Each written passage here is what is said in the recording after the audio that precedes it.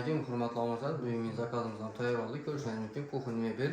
Özlerimizin yalattaş, komşularımıza muhtaç mebellerini taklap verdik. Mebellerimizi görüşünüz mümkün.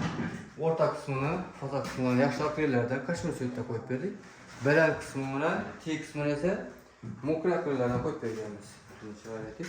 Stollarını, rossiyski stollardan, yaxşı stollardan koyup verdik. 4 cm boladı kalınlığını görüşünüz mümkün. Mekanizmleri tandem mekanizm boladı, zakretli boladı, işlerem özü materialına boladı, pener olmaydı. Kulaplarım, hem 100% puka plastik boladı, kulaplarım vakumlu kulap boladı.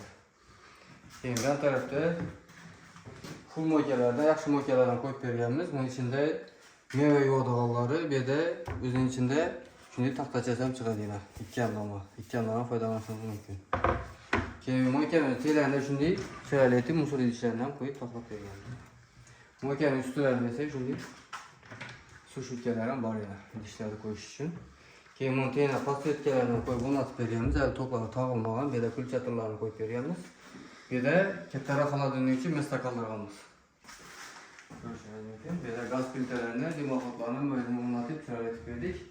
Bir de aynalar varken bunun üstlerine yani zazorlarını çok getip üstüne şimdi tomuş şeylerden koyup şöyle taklap ediyoruz. Mebelin şimdi şöyle halatta bitti. Görüşünüz mümkün. Bizde bu haber arasında like, komentari. Kibar şimdi mebelle gerek olsa uzağalı üzerimiz şöyle çok getip taklap veririz. Let's go. Let's go.